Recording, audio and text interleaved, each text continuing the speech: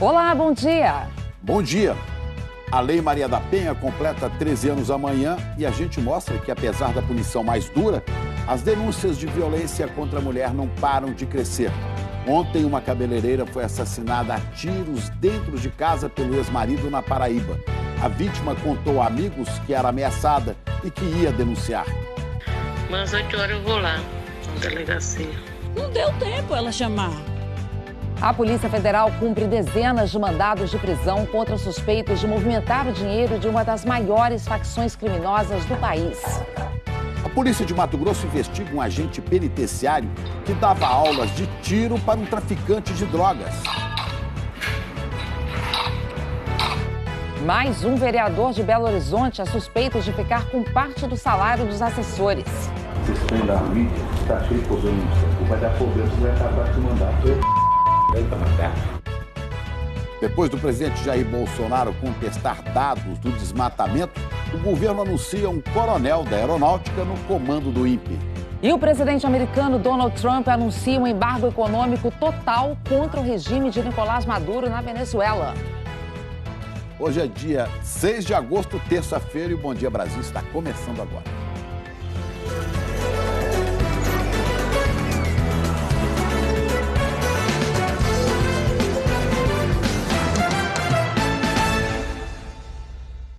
Na véspera da Lei Maria da Penha completar 13 anos, a gente abre a edição de hoje do Bom Dia Brasil com mais um caso bárbaro de feminicídio. A cabeleireira Rosinete Martins da Silva, de 44 anos, foi morta dentro de casa pelo ex-marido ontem em Juazeirinho, no interior da Paraíba. José Gomes da Silva Neto entrou na casa pelo telhado, deu 2 tiros na mulher e depois se matou. Ele não aceitava o fim do relacionamento e já vinha ameaçando ela de morte. Rosinete chegou a tentar prestar queixa contra o ex-marido ontem de manhã, mas a delegacia da cidade estava fechada por causa do feriado na Paraíba. Ela mandou mensagem de áudio pelo celular para uma amiga dizendo que iria denunciar o marido hoje de manhã. Eu queria que saísse na boa, ele não quer, então eu vou denunciar ele. Ele disse, tá certo, depois você vai ver. É assim que eu vou fazer. Já está planejado mesmo eu ir amanhã para a delegacia mesmo. Quando for amanhã às 8 horas, está aberto, tá? Mas às 8 horas eu vou lá, na delegacia. Infelizmente, esse é mais um caso, né? O número de denúncias de violência contra a mulher tem aumentado bastante nos últimos anos. A gente tem visto isso aqui. Vamos falar sobre isso com o Rodrigo Bocardi, lá em São Paulo. Rodrigo, bom dia. A Lei Maria da Penha, claro, a gente sabe, vem contribuindo com mudanças na sociedade, mas a gente vê que ainda é preciso mais. Muito mais, né, Ana? Um bom dia para você, para o Chico, um bom dia a todos. Os casos de violência ainda são constantes, a gente noticia, fala sempre aqui. Mas é importante dizer também que a lei significou um importante avanço, né? A punição é mais rigorosa ao agressor e vítimas de relacionamentos abusivos têm procurado ajuda. Só as denúncias de tentativas de feminicídio, dá uma olhada só, aumentaram mais de 400% este ano na comparação com 2018. Durante 3 anos, ela viveu a dor de uma relação opressiva. Tive soco no braço, uma testada, ele me jogou na cama, ele ficou em cima de mim e me enforcou. Há poucos meses, ela disse basta, se separou do agressor e conseguiu uma medida protetiva da justiça, determinando que o ex-marido fique longe. Só eu ter saído da casa, ter saído desse relacionamento abusivo, já foi um grande passo. A mulher que é vítima sabe hoje que pode pedir ajuda, que a lei está do lado dela. Já são 13 anos da Lei Maria da Penha, que foi criada para coibir e prevenir a violência doméstica e familiar contra a mulher e que tornou mais rigorosa a punição para o agressor. Ao longo desses anos, o volume de denúncias cresceu. Pode significar que o número de casos aumentou, mas também indica que as vítimas não aceitam mais a violência e estão buscando ajuda. No primeiro semestre do ano passado, foram mais de 28 mil ligações para o 180, a Central de Atendimento à Mulher do Governo Federal.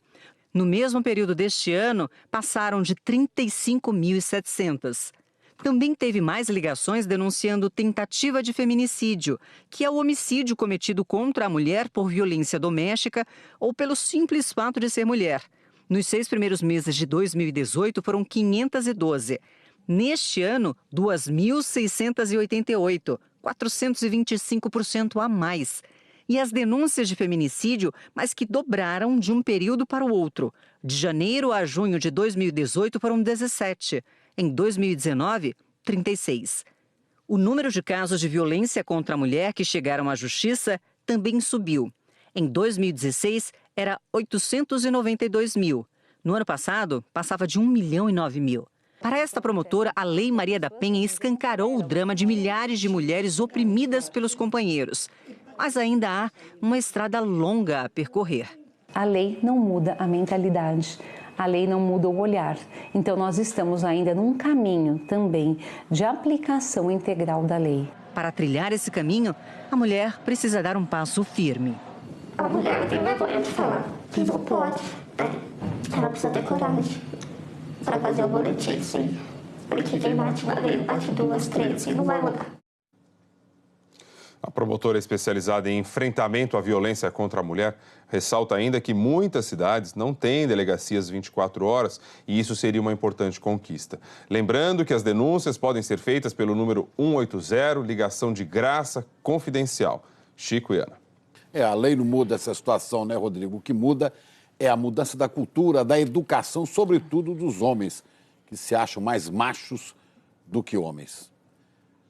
No Recife, o homem acusado de estuprar e matar uma fisioterapeuta há 2 anos foi condenado a 30 anos de prisão em regime fechado. Edivan Luiz da Silva foi condenado por homicídio qualificado como feminicídio. No dia 5 de abril de 2017, Edivan matou a facadas a fisioterapeuta Tássia Mirella de Sena Araújo no apartamento em que ela morava na zona sul da cidade. Edivan e Tássia eram vizinhos. A data da morte da fisioterapeuta, que também era militante dos direitos das mulheres, se tornou o Dia de Combate ao Feminicídio em Pernambuco. Notícias de agora de manhã, a polícia está nas ruas de 7 estados numa operação contra suspeitos de financiar uma facção criminosa que age dentro e fora de presídios em todo o país. As investigações estão concentradas no Paraná, então vamos para lá falar com a Ana Zimmermann, em Curitiba. Ana, bom dia. Quantas prisões já foram feitas?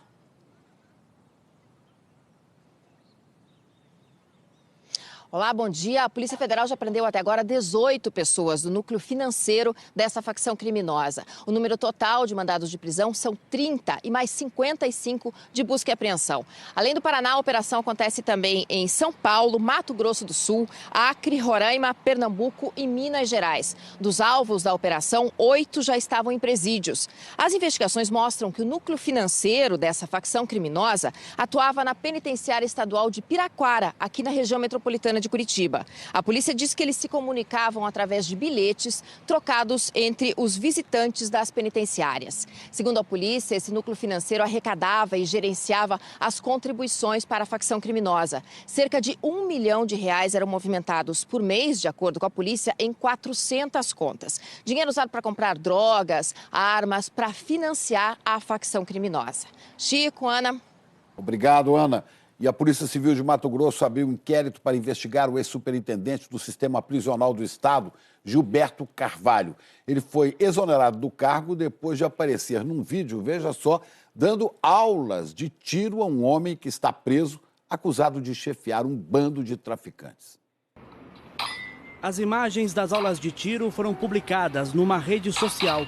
Nelas são feitos vários disparos para aprimorar a pontaria. O homem que aparece atirando é Ederson Xavier, de 36 anos. Ederson foi preso na última semana, apontado pela polícia como um dos chefes de uma facção que comanda o tráfico de drogas e o roubo e furto de veículos. Segundo a polícia, Ederson já era investigado desde janeiro deste ano e já tinha sido preso em fevereiro com 30 quilos de cocaína, mas respondia em liberdade.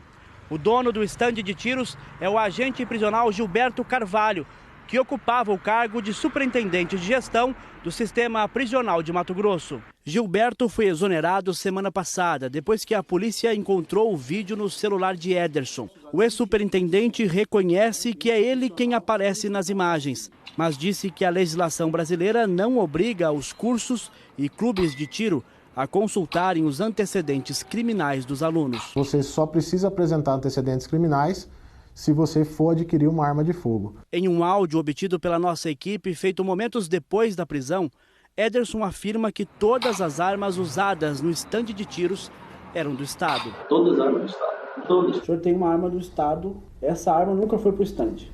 Já foi para o estande para uso particular, né, para treinamentos particular, mas jamais foi inserida em treinamentos para terceiro.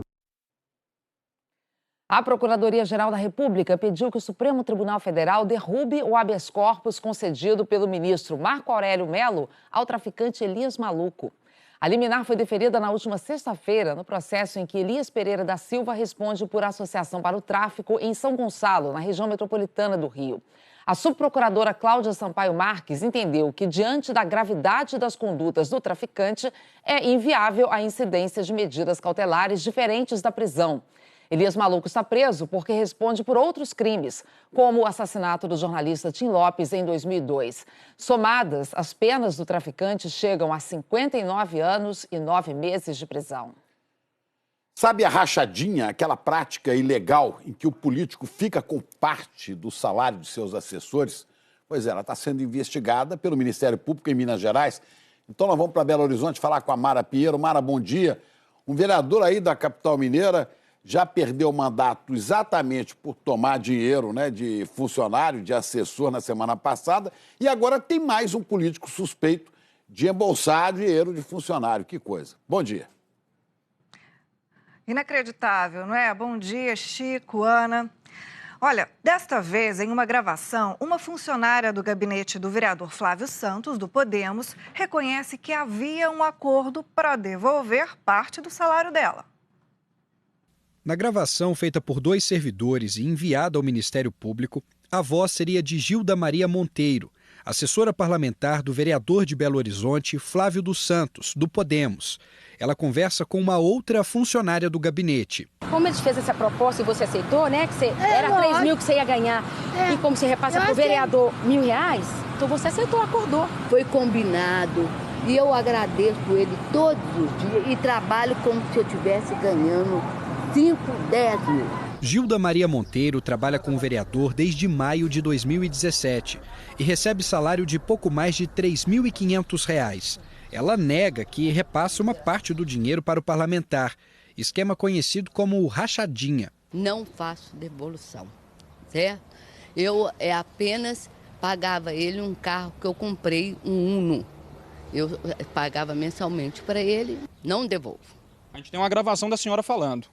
Pode ter a gravação, mas eu não. Flávio dos Santos é militar reformado e está no 1º mandato. A voz nesta outra gravação seria do vereador, numa conversa com um assessor. Esse trem da mídia está cheio de problema no Ministério Público. Vai dar problema, você vai acabar com esse mandato. Sabe o que é isso?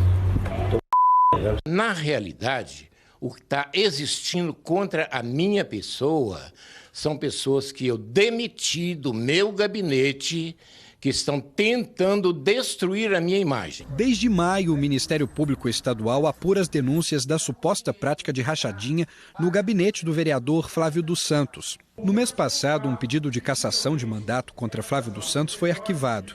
O número de votos no plenário não foi suficiente para começar o processo. Nesta segunda, o vereador Matheus Simões, do Novo, disse que deve fazer novo pedido de cassação ainda nesta semana. Não é possível para mim trabalhar com quem confessamente fez esse tipo de coisa. Então ele tem de ser cassado, se não houver outro caminho, eu mesmo apresentaria o pedido. Essa é mais uma denúncia da prática de rachadinha aqui na Câmara Municipal de Belo Horizonte. Na semana passada, pela primeira vez na história de BH, um vereador teve o mandato cassado. Cláudio Duarte, do PSL, foi acusado de embolsar R$1 milhão de parte do salário dos funcionários que trabalhavam no gabinete dele. As contas de campanha do vereador Flávio dos Santos foram rejeitadas pelo Tribunal Regional Eleitoral de Minas. Ele recorreu ao TSE, mas o processo ainda não foi julgado. Ana? É, mais um caso que apareceu, né, Mara? Que seja o começo do fim desse esquema, que não é só aí não, se repete por todo o país. Até já. Agora a gente traz um estudo mundial sobre recursos hídricos que foi divulgado hoje e apontou quais países estão em risco por causa da falta d'água. 17 países são apontados em risco extremamente alto. 12 deles, como a gente já vê aqui, estão no Oriente Médio ou na África, como Israel e ali Líbia, que a gente destacou. O Brasil não está entre os piores países, mas algumas cidades apresentam risco extremo de estresse hídrico, que é quando a região tem menos água do que o necessário. São essas cidades aqui, olha. Petrolina, em Pernambuco, Juazeiro, na Bahia e Juazeiro do Norte, no Ceará. A escassez de água foi identificada como um dos principais fatores de conflitos, migração, insegurança alimentar e instabilidade financeira, isso no mundo todo. E as causas apontadas para essa falta d'água são consumo excessivo, desperdício, crise climática e degradação das áreas de captação de água. Os pesquisadores dizem que uma das soluções mais fáceis é investir na restauração florestal para melhorar a qualidade da água que chega aos reservatórios. E no mesmo dia em que o novo diretor interino do INPE, o Instituto Nacional de Pesquisas Espaciais, foi anunciado, o presidente Bolsonaro mais uma vez atacou os números divulgados pelo INPE. Vamos falar com a Juliana Morrone em Brasília. Juliana, bom dia. Um coronel da Reserva da Aeronáutica que vai ficar no cargo até a escolha do diretor definitivo, né? Bom dia, Chico. Bom dia, Ana. Bom dia a todos. Olha, Chico, a escolha definitiva será feita a partir de uma lista com 3 nomes, que será feita por uma comissão nomeada pelo ministro da Ciência e Tecnologia, Marcos Pontes. Em julho, o DETER registrou um aumento de mais de 212% de alerta de desmatamento na região amazônica em relação ao mesmo período do ano passado. O Instituto Nacional de Pesquisas Espaciais, no centro de uma polêmica há dias, passa a ser comandado interinamente por Darkton Policarpo Damião. Ele é coronel da Aeronáutica, tem formação em gestão empreendedora pelo ITA, mestrado em sensoriamento remoto pelo próprio INPE e doutorado em desenvolvimento sustentável na Universidade de Brasília. A tese foi um programa para prever as áreas com maior risco de desmatamento na Amazônia. O ministro Marcos Pontes, da Ciência e Tecnologia, disse na noite de ontem, numa rede social, que escolheu o militar por critérios técnicos. É uma pessoa que tem uma capacidade de gestão já demonstrada em vários cargos que exerceu. Portanto, vai ser um ótimo diretor interino para dar continuidade nesse trabalho. O Ministério explicou que a escolha definitiva para o comando do INPE vai ser feita por meio de uma lista tríplice a ser apresentada por uma comissão de especialistas nomeados pelo ministro Marcos Pontes. O diretor que foi exonerado defendeu os dados do INPE que indicam uma forte aceleração no desmatamento da Amazônia nos últimos 2 meses. Ricardo Galvão foi exonerado na sexta-feira, apesar de ter mandato até 2020. Ele é físico, engenheiro e membro da Academia Brasileira de Ciências. Ontem, na Bahia, o presidente Jair Bolsonaro voltou a acusar o INPE de divulgar dados mentirosos. A Amazônia é um potencial incalculável. Por isso, alguns maus brasileiros ousam fazer campanha com números mentirosos contra a nossa Amazônia. E nós temos que vencer isso e mostrar para o mundo, primeiro, que o governo mudou. E depois, que nós temos responsabilidade para mantê-la nossa, sem abrir mão de explorá-la de forma sustentável. Bolsonaro insistiu que os dados têm que passar por ele antes de serem divulgados. Não posso admitir irresponsabilidade na divulgação de certos números por parte de funcionários. Ricardo Galvão respondeu ao presidente. Todo órgão público, ele tem que divulgar os dados abertamente pela lei de acesso à informação. Se eu não der um dado, o cidadão no dia seguinte pode pedir, eu tenho que dar o dado. E a lei nos obriga. Então o presidente está completamente errado que deveria segurar o dado, que passa dado para sargento, sargento para tenente, sei lá. Primeira coisa que ele tem que saber é que nós estamos no meio científico, não militar. E no meio científico, a dignidade da divulgação de dados é essencial. O presidente do Sindicato Nacional, que representa os servidores do INPE, afirmou que a categoria está apreensiva. Esse problema pelo qual o INPE vem passando ultimamente só vem agravar mais ainda uma situação que o Instituto vem enfrentando ultimamente de grande penúria e esvaziamento de recursos para a execução da sua missão. O processo de escolha do diretor definitivo por comitê não tem prazo definido. Ana, Chico. Ok, até já, Juliana. E ainda falando de meio ambiente, várias praias paradisíacas estão ameaçadas e especialistas dizem que a culpa é do Brasil. As águas cristalinas de Punta Cana, no Caribe, foram invadidas por uma mancha gigante de sargaço, que é uma alga marrom e com cheiro de ovo podre. Esse fenômeno atinge ainda o Golfo do México e o sul da Flórida. Pesquisadores afirmam que o principal problema é o rio Amazonas. A produção agrícola na região tem aumentado desde 2011 e isso teria aumentado também a quantidade de fertilizantes que chega até o Oceano Atlântico. O resultado é que hoje há quase 100 vezes mais sargaço do que o normal no mar. E agora vamos falar do tempo, vamos falar da previsão. Jaqueline Brasil, apostos, anda fazendo friozinho ainda nas manhãs. Eu até acho bom, muita gente gosta, mas tem muita gente também querendo saber quando é que volta a esquentar. Então conta aí. Bom dia. Eu sou uma delas. Bom dia, Chico, Ana. E bom dia para todos. Até o fim da semana, a temperatura volta a ficar perto dos 30 graus aí no Rio e até aqui em São Paulo também, porque o ar frio já está perdendo força. Volta a esquentar também em cidades do centro-oeste, do sul e até do norte do país, viu? Porque chegou a fazer frio em cidades do Acre e de Rondônia, como em Porto Velho. Vamos ao vivo para lá, então. Isso aí é o Rio Madeira. Isso que vocês estão vendo não é névoa, é uma camada de poluição. Nossa equipe que está lá contou que por causa das queimadas tem muita fumaça. Ontem foi a manhã mais fria do ano, com 13,1. Hoje começou com 17 e vai para 35. Essa diferença aí de temperatura mínima e máxima é chamada de amplitude térmica, que vai acontecer também hoje em Rio Branco, Cuiabá, Porto Alegre e Palmas. Em Brasília, hoje teremos dias de sol e a temperatura subindo, máxima de 27. Em BH, menos 22. Aqui em São Paulo, dia de sol com 24. E no Rio, máxima de 26 graus. Temos imagens ao vivo. Hoje, um dia ensolarado, tendência da temperatura é aumentando aí nos próximos dias. Pode chover hoje no Vale do Jequitinhonha, em Minas, também no Espírito Santo e na faixa leste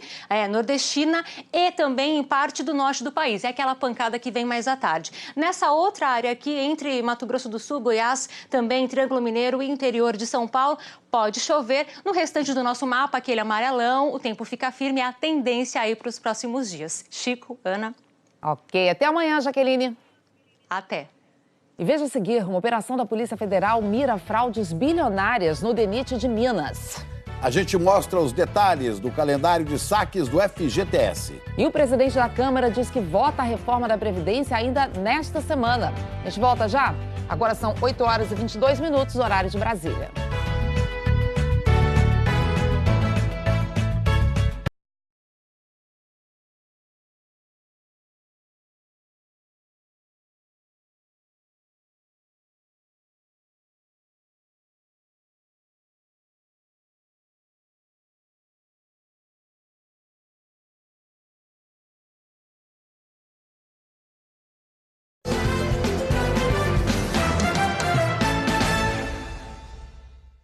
Estamos de volta. O governo tornou obrigatória a antecipação da primeira parcela do 13º salário para aposentados. O pagamento vai ser feito entre o fim deste mês e a primeira semana de setembro.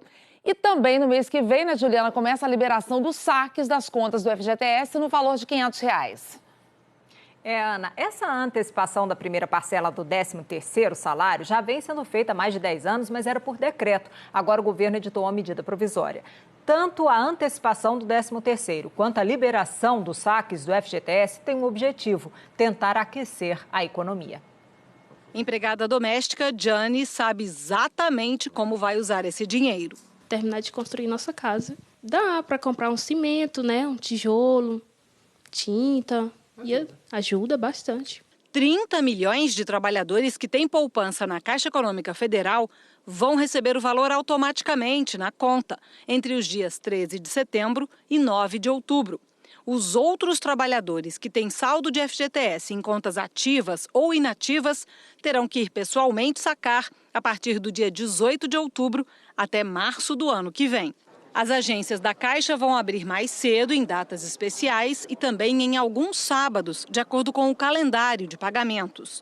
Quem tem até R$ 100 na conta pode receber numa casa lotérica. Basta apresentar o número do CPF e um documento original com foto. Alguns trabalhadores poderão receber mais do que R$ 500 porque tem mais de uma conta de FGTS com saldo, a do atual emprego e a de anteriores. Esse saque será feito de uma única vez e não muda em nada as regras permanentes para a retirada do valor total do FGTS. Se depois disso o trabalhador for demitido sem justa causa, ele poderá sacar o valor total que ainda resta na conta e ainda recebe a multa de 40%. Mas a partir do ano que vem será possível fazer um novo tipo de resgate do FGTS.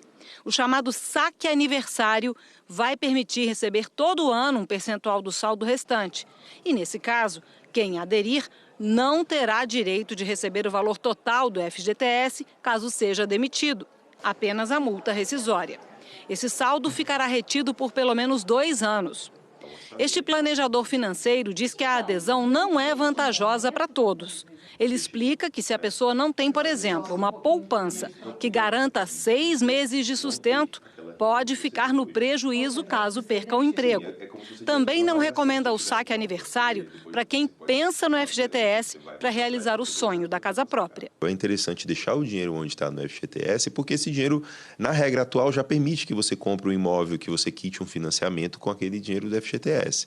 Então, vale mais a pena a pessoa não assumir o risco de ficar sacando o dinheiro e se manter onde está hoje para poder usar o FGTS para a compra do imóvel que vai ter. Se por algum motivo a pessoa que tem poupança na Caixa não quiser que o valor seja acreditado na conta, pode entrar em contato com a Caixa avisando que não tem interesse. O pedido pode ser feito a partir do dia 9 de agosto pela internet, Banking Caixa, aplicativo da FGTS ou ainda pelo site da Caixa. Ana, Chico. Oi, Miriam, bom dia. Oi, Juliana. Juliana, Miriam Leitão, de volta das férias. Bem-vinda à nossa nova casa do Bom Dia Brasil. Tá lindo isso aqui, né? Gostou, né? Ah, é chique. É uma Ele nave. estreando hoje aqui. Pois é. Miriam, isso que a gente viu aí, né? Antecipação do 13º e o saque do Fundo de Garantia. Isso vai ser capaz de aquecer a economia nesse segundo semestre? Olha, vai ser sim, Chico. Quer dizer, porque a economia está muito fria, está precisando de sinais e está precisando de estímulos. Então, tem vários estímulos, e um dos estímulos é esse, né? O estímulo são R$ 500 apenas para cada conta, mas a soma de todo mundo que tem dinheiro, que tem direito a ter esse acesso, é muito grande. Então, isso aí estimula, sim, a economia. E tem mais essa decisão tomada, Chico, sobre os benefícios sociais, a aposentadoria, tudo isso. Isso sempre se recebeu, desde 2006, se recebe essa antecipação. Mas agora, a antecipação vai ser, por lei, pela medida provisória, como você disse, por lei vai ser obrigatória, quer dizer, se o Congresso aprovar. Então, isso aí tem uma grande vantagem de estimular uma economia que está muito fria. Esse dinheiro as famílias estão endividadas e voltaram a se endividar, voltou o crescimento do endividamento, então esse dinheiro chega para... Mas chega a mudar? Chega a alterar o cenário? Chega. Os economistas fizeram cálculos, muda um pouco. Isso não vai fazer com que esse ano seja um ano de crescimento, vai fazer com que o segundo semestre seja melhor do que o primeiro semestre. Isso já é uma coisa boa. Quer dizer, o impacto maior é no ano que vem, mas isso aí não garante que a economia retome o crescimento. É um empurrãozinho, né? Você precisa de outros estímulos, precisa de outras coisas para que a economia volte a crescer de forma sustentada, agora, né, Ana e Chico? Miriam, a economia não está desligada do resto, né? Todas essas confusões, esses conflitos que a gente tem visto na área política, na questão ambiental, isso também pode afetar a economia? Pode sim, Ana. Esse é um ponto fundamental, porque uma coisa são estímulos pontuais que ajudem, como está acontecendo aqui. Outra coisa é o clima geral do país. O presidente Bolsonaro tem criado conflitos insistentemente com áreas diversas. E ontem foi, de novo, com os governadores do Nordeste, a questão ambiental em tumulto, a questão ambiental tem um impacto muito grande na imagem do país. Os investidores, eles olham assim, os investidores que são da economia real, que vão ajudar a criar emprego, a fazer desenvolvimento. Eles olham, e seja nacionais ou estrangeiros, eles olham o cenário do país. Se o cenário é de estresse social constante, de tumulto político constante aumenta a incerteza, e na incerteza eles não investem. Portanto, esse estilo do presidente de criar confrontos diários em várias áreas ao mesmo tempo afeta, sim, a economia. Na área ambiental tem pior ainda, porque na área ambiental isso afeta negócios do Brasil de forma geral. No mundo inteiro. No mundo inteiro.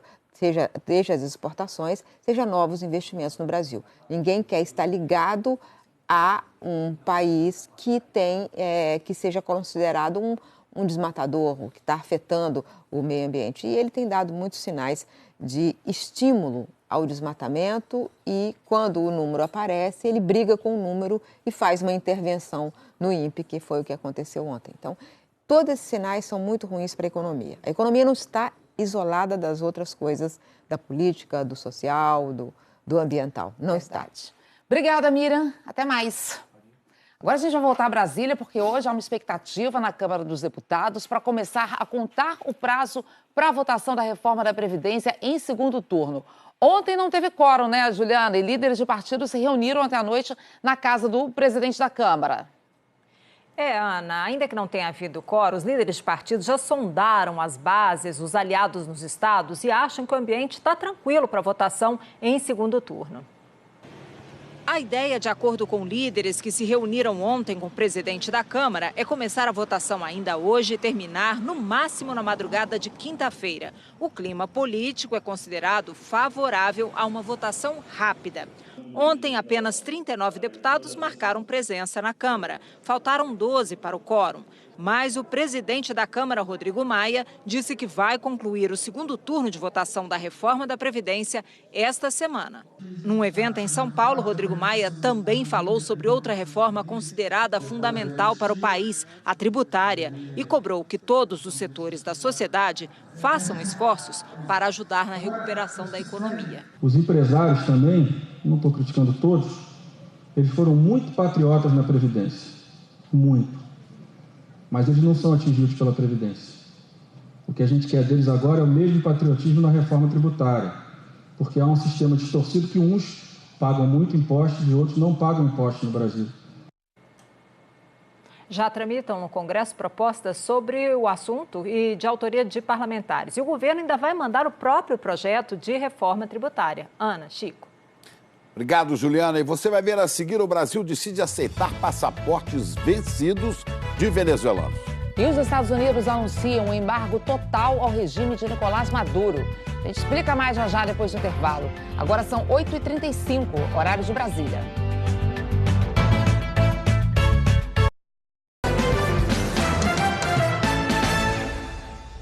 A Polícia Federal está fazendo agora de manhã uma operação contra desvios em obras de estradas federais. A Mara Pinheiro, lá de Belo Horizonte, está acompanhando. Está aqui de volta. Mara.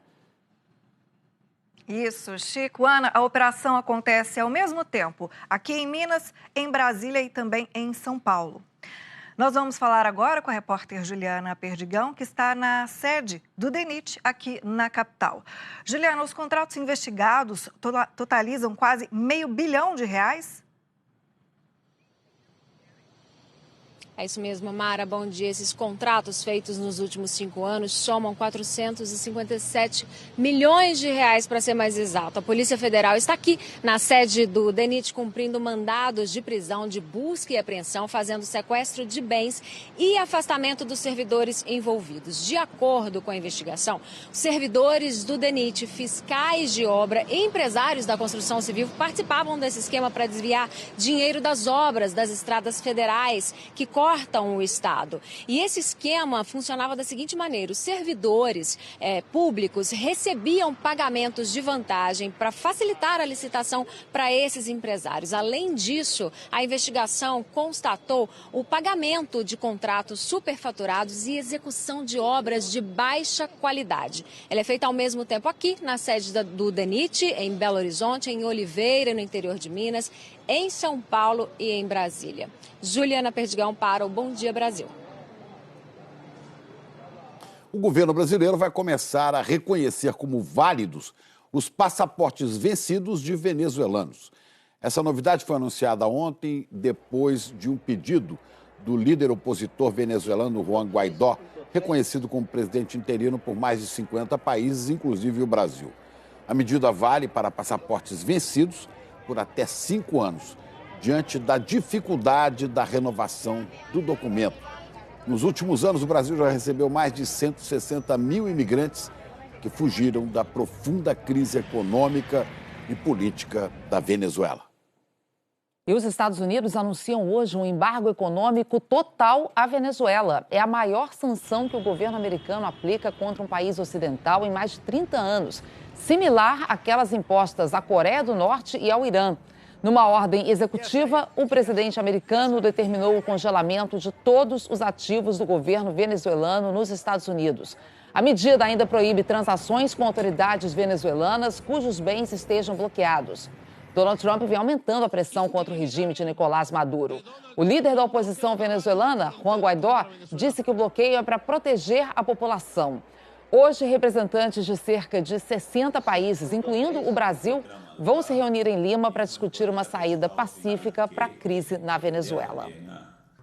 O Banco Central chinês criticou hoje a acusação dos Estados Unidos de que a China está manipulando o valor de sua moeda para levar vantagem no comércio internacional.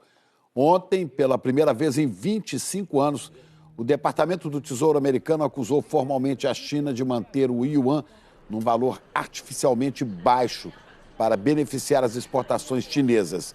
É mais um capítulo da guerra comercial entre os dois países que vem se agravando nos últimos meses. E esse aumento da tensão entre os dois países tem impacto direto no mundo todo. Vamos ver aqui, olha, as bolsas asiáticas fecharam em queda nesta terça-feira. A gente vê aqui Tóquio, Hong Kong, e o maior recuo foi exatamente na Bolsa de Xangai. Já as bolsas europeias abriram em leve alta depois da queda forte de ontem. Nos Estados Unidos, o índice Dow Jones da Bolsa de Nova York, olha, caiu quase 3%. O Nasdaq das ações do setor de tecnologia caiu quase 3,5%. E aqui no Brasil, a Bolsa de São Paulo caiu 2,5% e o dólar subiu 1,68%. Foi então para R$ 3,95. Esse é o maior valor desde 30 de maio. E você vai ver a seguir o calorão no Japão. Uma onda de calor deixa mais de 50 mortos e leva quase 20 mil para o hospital. E o Serviço de Mudança Climática da Europa diz que o mês de julho foi o mais quente dos últimos anos. A gente volta já. Agora 8h43, horário de Brasília.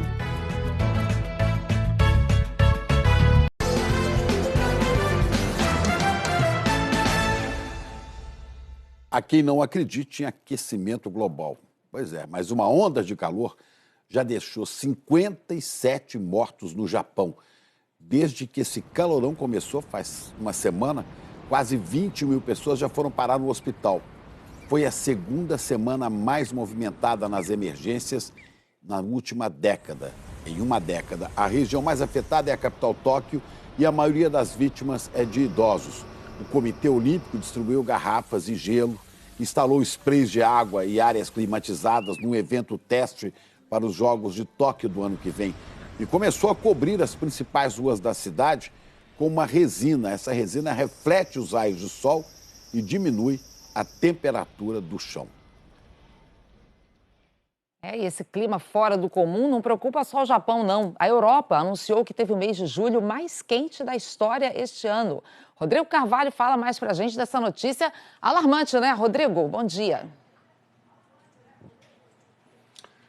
Bom dia, Ana, Chico, bom dia para todo mundo. Um serviço de monitoramento do clima ligado à União Europeia confirmou que julho de 2019 bateu o recorde anterior, que era de julho de 2016. Foi quase meio grau mais quente.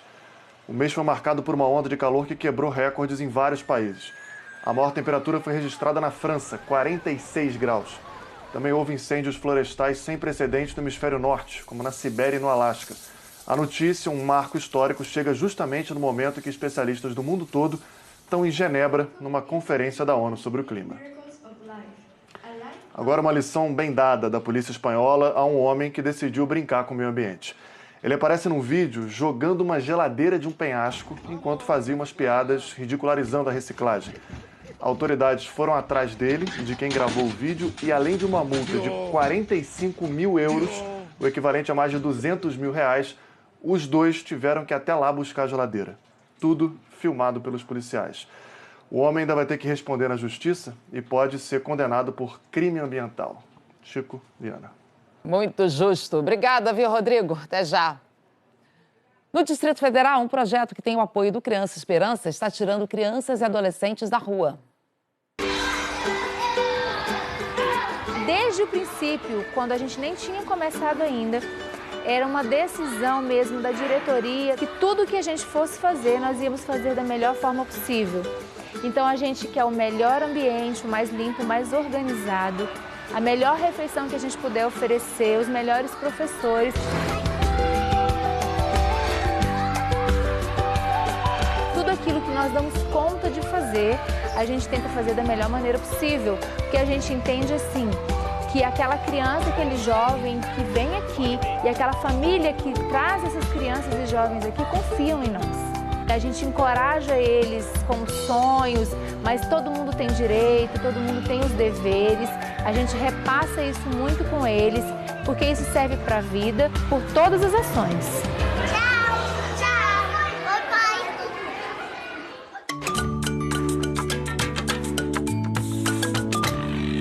Para doar R$ 7,00, ligue 0500 2019 007. Para doar R$ 20,00, ligue 0500 2019 020. E para doar R$ 40,00, ligue 0500 2019 040. Para garantir a doação, é preciso ouvir a mensagem até o fim. Para doar outros valores, entre no nosso site e clique na marca Criança Esperança. E você vai ver a seguir que saem os indicados ao Prêmio Emmy do jornalismo. E a Globo concorre nas duas categorias. Tem também o futebol com um jogo cheio de gols entre Grêmio e Chapecoense. Agora, 8h51, horário de Brasília. A gente volta já.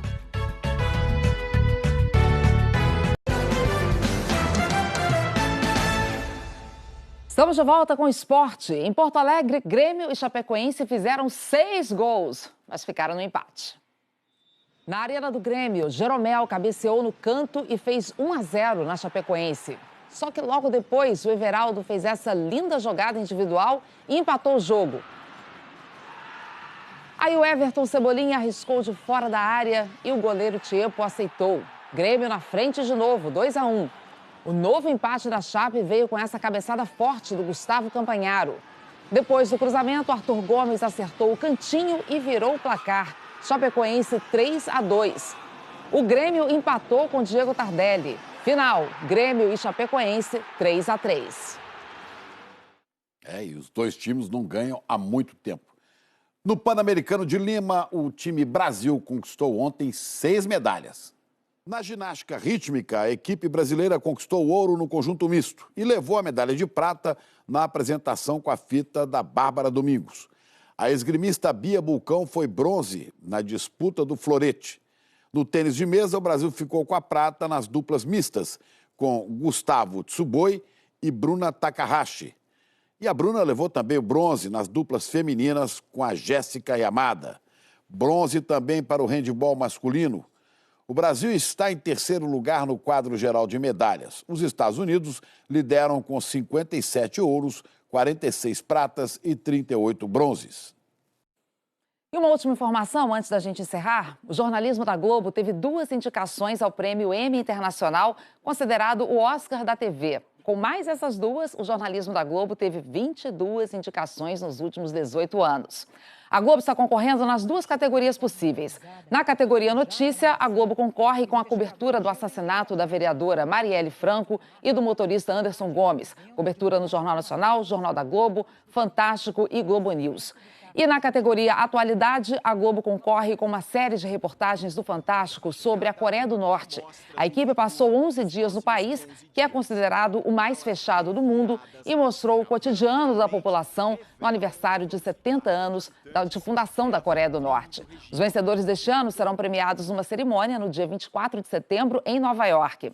O jornalismo da Globo venceu em 2011 com a cobertura no Jornal Nacional da retomada do conjunto de favelas do Alemão pelas forças de segurança do Rio de Janeiro. Ao todo, a TV Globo já conquistou o Emmy Internacional 17 vezes. O mais recente foi em abril deste ano com Malhação, Viva a Diferença, concebido por Cal Hamburger e dirigido por Paulo Silvestrini. O programa ganhou o Emmy Internacional Kids na categoria Séries. E que venham mais prêmios, né? Rodrigo Bocardi. Sempre bom, é isso aí. Olha, gostaria de me despedir aqui falando, e com um alerta, na verdade, um lembrete, falando do surto de sarampo aqui em São Paulo. Começa hoje a vacinação em escolas públicas e creches, viu? Quem tem de 15 a 29 anos deve procurar os postos de saúde. Crianças de 6 meses a 1 ano incompleto também fazem parte do público-alvo. São Paulo já registrou 632 casos de sarampo, sendo 488 aqui na capital. Uma boa terça para todos e até amanhã. Um homem foi preso no aeroporto internacional aqui de Brasília com uma bagagem surpreendente. Quer ver? As malas passaram pelo raio-x e olha o que encontraram: 200 canários nas malas. A polícia contou 19 gaiolas. Os 200 canários foram levados para um centro de triagem do Ibama, aqui mesmo em Brasília, onde serão examinados. O homem, que veio com os pássaros de Manaus, desembarcaria aqui em Brasília. Ele foi preso por crime de receptação qualificada. Pode pegar até 8 anos de prisão. Bom dia. Que história, hein? Olha, por aqui, mais 7 testemunhas do rompimento da barragem da Vale em Brumadinho devem ser ouvidas hoje pela Justiça. As autoridades querem saber a dimensão dos danos ao patrimônio e ao meio ambiente e também como está a relação da mineradora com os atingidos. Boa terça-feira a todos.